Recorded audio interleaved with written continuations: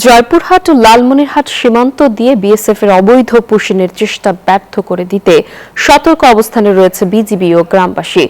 গতকালও জয়পুরহাটে এক বৃদ্ধ ও দুই নারীকে ঠেলে পাঠানোর চেষ্টা করে বিএসএফ। লালমনিরহাট সীমান্ত দিয়েও ৩ নারীকে পুশিনের চেষ্টা করা হয়। এছাড়া মধ্যরাতে বাংলাদেশে ঢুকে পড়েন আরও ৬ জন। সব ঘটনাতেই স্থানীয়দের বাধা ও বিজিবির প্রতিরোধে ব্যর্থ হয় ভারতের সীমান্ত রক্ষা বাহিনী।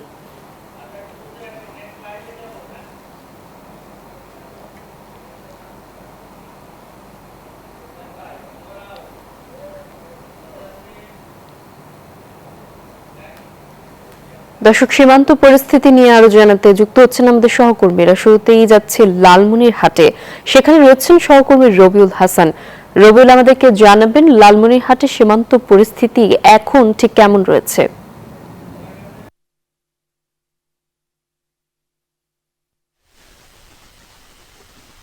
আপনি জানেন যে গত শনিবার ভোর রাতে কিন্তু লালমনিরহাটের পাটগ্রাম উপজেলার বুড়িমারি যে সীমান্ত রয়েছে সেখানে 16 এবং মতিরবাড়ি সীমান্তের 833 নং মেন পিলার দিয়ে কিন্তু ভারতীয় বিএসএফ প্রায় 9 জনকে পুশিন করেন এবং পুশিনের পর কিন্তু 6 জন বাংলাদেশের অভ্যন্তরে এসে কিন্তু তারা বিভিন্ন জায়গায় পালিয়ে যায় এবং 3 জনকে স্থানীয় এবং বিজিবি সীমান্ত এলাকায় আটক করে এবং তারা 24 ঘন্টা সেখানে কিন্তু অবস্থান করেছিল।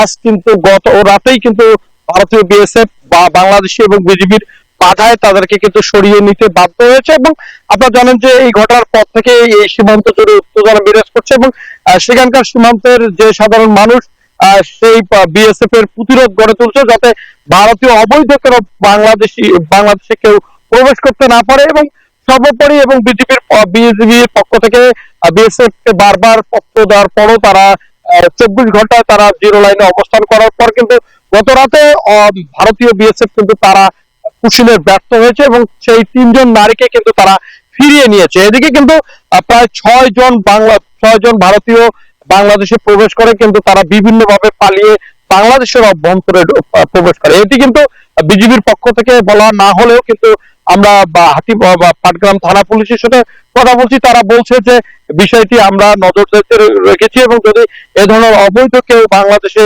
এসে থাকে অপরিচিত তাহলে অবশ্যই তাহলে প্রশাসনকে সংবাদ দেবে। এই ছিল আমার কাছে আমাদের এই ছিল সর্বশেষ। আমরা যাচ্ছি জয়পুরহাটে, সেখানে সহকর্মী রয়েছেন, সেখানকার সংবাদ জানতে।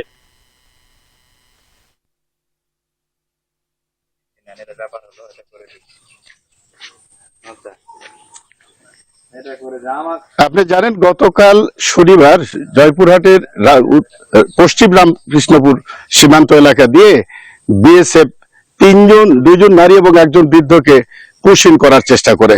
তো বিষয়টি গ্রামবাসীদের সাথে নিয়ে বিজিবি কঠোর অবস্থানে থাকায় বাধা দেওয়ার কারণে কালকে কিন্তু তারা পুশিন করতে পারেনি। সেই নারীদের 2জন নারী এবং পুরুষ একজন বৃদ্ধ তাদেরকে নিয়ে ভারতীয় 50 গজ সীমান্তে বিজিবি অবস্থান করে এবং কালকে দুপুরে এই নিয়ে উভয় পক্ষে পতাকা বৈঠক অনুষ্ঠিত হয়। কিন্তু পতাকা বৈঠকের সমঝোতা না হলেও বিজিবি কিন্তু কঠোর অবস্থানে থাকে এবং তারা বাধা দেয় যে তাদেরকে যেভাবে হোক ফিরে নিতে হবে। তো গত রাতের কোন এক সময়ে সম্পূর্ণ লাইট অফ করে দিয়ে তাদেরকে বিএসএফ ফিরে নিয়ে গেছে। তো আমি কথা বলেছি এখানকার যে 14 বিজিবি অধিনায়ক, তিনি আমাকে জানিয়েছেন যে বিজিবির কঠোর অবস্থানের কারণে তারা রাতের কোন এক সময়ে তাদেরকে এখান থেকে ফিরিয়ে নিয়ে গেছে এবং বিজিবি কঠোর অবস্থান আছে, গ্রামবাসীও এখানে কঠোর অবস্থান আছে যাতে কোনো প্রকার পুশিং করতে না পারে। বর্তমানে কিন্তু এই সীমান্ত সম্পূর্ণ স্বাভাবিক আছে এবং এখানে কোনো অস্থিরতা নেই, এখন খুব শান্ত অবস্থায় আছে। এই ছিল জয়পুরহাটের বর্ডার এলাকা থেকে সর্বশেষ তথ্য। ফিরে যাচ্ছি স্টুডিওতে। জি, ধন্যবাদ আপনাকে আমাদের সঙ্গে যুক্ত হবার জন্য।